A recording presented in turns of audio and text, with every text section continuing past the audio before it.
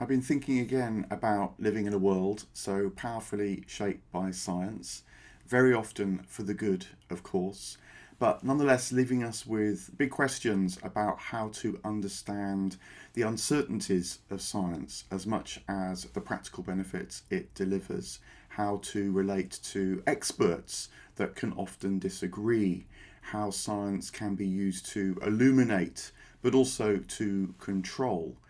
And this has come to the fore once more with the COVID pandemic, exposing the weaknesses and vulnerabilities of our culture as much as the strengths and capacities. And it feels as if the weaknesses are coming up in really what's a decades long dispute about how to relate to science. The usual response is to wade through the literature to understand the peer reviewed material. But of course, only the experts, people who have dedicated decades, can really do that with any kind of insight. And so, you and I, for the most part, rely on experts, be they scientists or more usually journalists and writers, to do that interpreting for us. And this is where things get difficult, of course. The way I've been thinking about it is in relation to power, because this is a form of power exercised in contemporary culture and an area of power that's hotly contested as new forms of media find or fight for a place along traditional forms. And whilst power, of course, is an enormously complicated business, one way of trying to negotiate it is to learn to feel a way into the power that you are encountering, to ask questions about its spirit. In particular, is it exercising a form of love or fear? Is it exercising a form of illumination or coercion? Is it building a sense of openness or conspiracy? You listen to what's been said with your head, of course, but also with your heart, even with your gut. And without leaping to quick solutions, nonetheless attend to the fruits of what's been said. By their fruits you shall know them, is the old saying, of course, but also by their roots. What ground is being drawn on, not only in terms of expertise, but also in terms of worldview, understanding of humanity. Now, this requires what you might call a practice or training, even in discernment. And one way that I found helpful is because of having studied the New Testament, particularly in the Greek, where various words are used for power. And they're very helpful to consider because they give you a feel for how power is exercised in different forms. New Testament's very interested in power, not to shirk it, but in order to discern it. And two words particularly, I hope, are illuminating. One is the word dunamis, the most common word for power actually in the New Testament, and the other is exousia, which is also used. Dunamis might be thought of as grace and space power. It's the power most commonly associated with the divine. It's generous, it acts by outpouring, it acts too by sacrificing something of itself for the benefit of others. It seeks to attract you rather than compel you, to help you to comprehend rather than just to enforce. You might think of it as the power of the Spirit that is in all things, flows through all things, enables all things. In fact, in the pre-Christian world, in writers like Aristotle, for example, dunamis is often talked of as the potentiality within all things from which life and the world as a whole emerges. So it's a kind of creative power from within to without, from the bottom up, reaching to all that might be. It's the power of love, which seeks to expand, to bring liberty, to bring light. It's the power that's most commonly associated with Jesus in particular in the New Testament. It contrasts with exousia, which you can think of as command and control power, rather than grace and space power. It's the power that Paul invokes when he says women should keep their heads covered in church. It's the power that Pilate says he has before Jesus. It's the power that's given to the authorities. For example, the authority of the beast in Revelation is said to be exousia. It's not all bad. There is a certain kind of exousia that's needed in the world, in creation. So, for example, there are the angels known as the authorities that have exousia. It's a bit like the lawful power that keeps things in their proper place so that they can function, so that the planetary spheres can turn. But what's lawful is, of course, very different from matters of the spirit.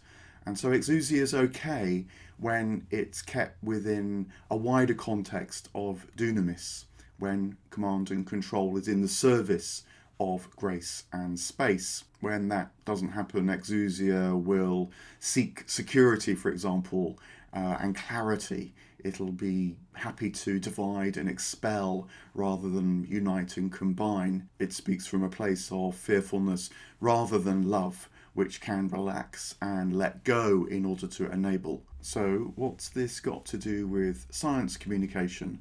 Well, consider 5 characteristics of science and how it might illuminate what you're being told, what you're hearing. And the first is the reductive nature of science. It is a method of trying to understand the world that for the most part takes apart fragments in order to then rebuild a bigger picture.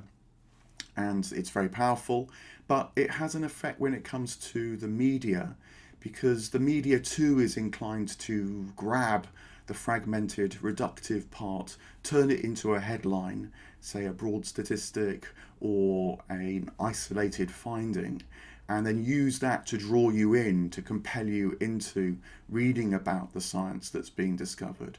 And so when you think about that as a form of power, it's much more in the command and control space than it is in the grace and space place. It's much more exousia than it is dunamis. It's trying to grab you by giving you a part, and it's quite hard to find, therefore, in the media places where you can consider the whole, where the particular story can be integrated into a wider field of understanding. It's one of the reasons I think that long-form journalism, and particularly long-form podcasts and YouTubes, have their appeal, because they have the space to exercise this gentler, more open approach, both to communication and to the exercise of cultural power. Another dynamic that you commonly see is when a scientist or scientific authority is really being used to provoke, to act as a provocateur, rather than to offer expertise that can be woven into a dialogue. Now again, this is using an exousia kind of power rather than a dunamis. It's trying to command the situation, maybe to generate a new story, to try and give an account of things legs, as the journalists say. I think this is the kind of power that has rather overtaken a figure like Richard Dawkins, who became very closely associated with the power to provoke. When folded in with celebrity, it has that extra charisma, which can do that, of course, too. It's partly understandable because the science is complicated. Media tends to work as much through personality as it does through straightforward fact. And so when trying to find a light to lead you through the shadows and complications of science, a trusted figure is very compelling. But ask yourself, is this about the power of provocation, or is it about the power, the dunamis of dialogue, trying to tease out, again, trying to open up into a wider space so that you feel freer to consider, you feel you've really been educated, not you've been forced into a corner and compelled to accept a point of view. A third major area is the old problem of the difference between causes and correlations. Science, for the most part, deals with correlations, but they readily slip and become treated as causes. This is particularly so in a situation like a pandemic, where there's lots of unknowns, lots of variables. And so, for example, risk factors get treated as if they're direct causes of the transmission of disease. You can get some sense of this by looking at how one discovery, one announcement would be treated differently across various magazines and newspapers. So, for example, one story I looked at fairly recently was about the genes associated with intelligence, and one newspaper reported it as genes for intelligence have been found, with the promise that in the future we'll be able to select for greater intelligence. But another newspaper reported it as precisely the opposite, that intelligence is too complicated to be understood at a purely genetic level. It sort of told you to give up your hope of being able to choose intelligence in your offspring, say, in the future. And then a third magazine, which considered it more in the round, said, look, intelligence is a complicated business. Genes can cast a certain amount of light on it, but as science is increasingly suggesting, genes are just one part in a whole complex, a whole system that makes up our biology. And so that was actually what drove the story. Now, of course, that complexity doesn't fall very neatly into the social media world. And so before you know what's happened, one version of the story has been grabbed, become a meme, another version of the story has been grabbed, become a meme, and you find the conflicts which play out week by week. Scientists don't help sometimes too, because they can slip from correlation to causation. The place that I notice this most of all is when the brain is said to cause consciousness. That mind and brain, neuroscience and psychology are pretty much one and the same thing. This is just not the case at all. And yet, when that happens, it propagates this sense that science really deals in causes rather than correlations. When it comes to the exercise of the kind of power, broadly speaking, I feel that discussion around causes has this feel of command and control power. Causes are normally resorted to try and bring security, bring certainty to a situation which otherwise provokes fear. But correlations tend to be discussed more with this aura of dunamis. Then we're in the environment of potentiality, possibility, exploration, interest, that kind of illumination. It's the expansive way in which science can be talked about rather than the narrow. A fourth area in which you can detect different powers at play concerns the need for impact. Science often uses the media to generate an impact assessment that can be used to secure more funding. A piece of research that is deemed to be very important to the public can be used to help secure ongoing funding. I think that the dark side of the pharmaceutical world has been very good at this. The famous example is the way that medication for depression, say, is told as, say, addressing chemical imbalances, when there's really no evidence that depression is caused by chemical imbalances. It was originally the concoction of an advertising company, but this has become very widespread in the culture. It's an easily understood message in an otherwise very complicated part of our lives, and so it's become the received wisdom. Another way that you see this happening actually is making a different kind of impact. It's the impact that wants to pursue a certain kind of agenda. One commonly around is trying to close the gap between humans and other animals. You know the story, we're just fancy chimps. One that I saw recently that particularly amused me was a story that reported that killer whales, orcas, could speak. And so the newspaper article quoted someone talking about cross-species speech. Now, the minute you start to think about language, you realise how the grunt of an animal has almost nothing to do with the syntax and meaning that you and I deploy. but nonetheless it fitted this story that there's not much difference between us and other animals, and so it ran. It's an exercise of command and control, power, exousia again, trying to force a wider agenda through the use of the story, and is not so interested in Dunamis that might be, for example, wanting to explore the uncertainties of language, what really its genius is, the love of knowledge for knowledge's sake, you might say, rather than the exercise of power to push a particular point of view. The fifth area is when science isn't just being used to push a particular agenda, but is in a competition with other worldviews. Peter Harrison, the historian of science, has written really interestingly about this, about how, particularly in the 19th century, it became quite common for public communicators of science to think that the task was to suppress other worldviews, to supersede other worldviews, particularly religious worldviews, of course. And that can infect the way science is still talked about today. You feel it when science is talked about in tribal ways, when scientism starts to creep in. And conversely, I think it might explain a lot about conspiracy theories, because they arise as reactions to a too dominant science in a sort of effort to try and find a space for an alternative point of view. But of course, because it's this particular kind of power that's at play, the command and control, zero-sum game approach to power, the conspiracy has to become even more exaggerated than the narrowness of the science.